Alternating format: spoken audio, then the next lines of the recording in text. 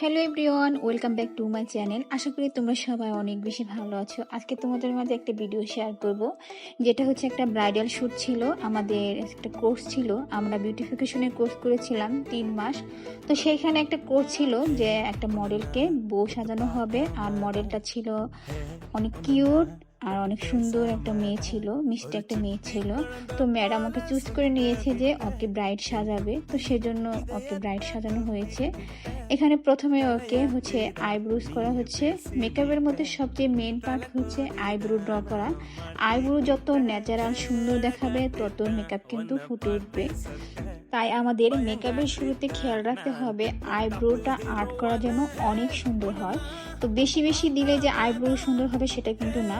প্রথমে সামনের দিকে একটু ন্যাচারাল ভাব রেখে তারপর হচ্ছে গিয়ে ড্র করতে হবে, এটা হচ্ছে আইব্রোর নিয়ম।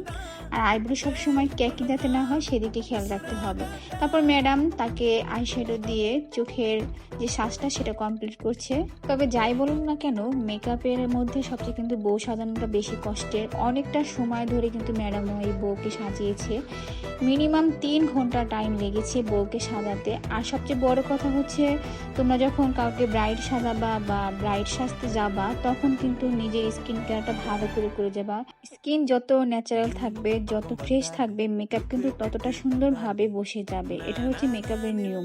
তোমাকে প্রপারলি স্কিন কেয়ার করতে হবে সুন্দর মতো, যাতে মেকআপটা বসে। আইব্রোর পর হচ্ছে আই শেডোর কাজ। আই শেডো হচ্ছে গিয়ে সুন্দর একটা চোখের সাজ। আর এই সাজটা মূলত একটু সময় নিয়ে করতে হয়, কারণ যেহেতু চোখ যত সুন্দর হবে ব্রাইডকে কিন্তু তত বেশি সুন্দর লাগবে। এর জন্য চোখ, ভুরু, এই দুইটা জিনিসই মেন ফোকাস রাখতে হবে।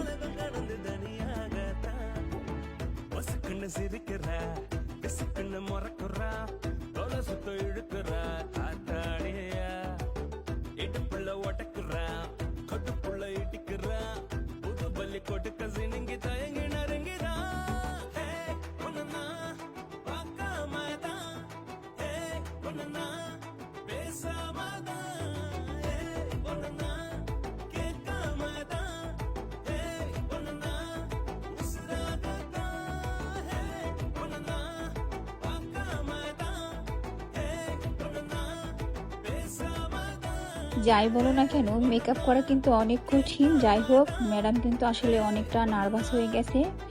আসলে অনেকটা সময় লাগে বউ সাজাতে, একা একা সব কিছু করছে আর আমরা সবাই দেখছি, শিখছি। তারপর জাস্ট বউয়ের সাজ কমপ্লিট হলো। তারপর এই যে এটা হলো বউয়ের ফাইনাল লুক। মাশাল্লাহ মাশাল্লাহ, অনেক সুন্দর হয়েছে। এটা হচ্ছে সিঙ্গেল বউ আমাদের। আর দেখতে কিন্তু মাশাআল্লাহ অনেক কিউট লাগছে ওকে, সত্যি সত্যি একদম রিয়েল বউর মতো লাগছে।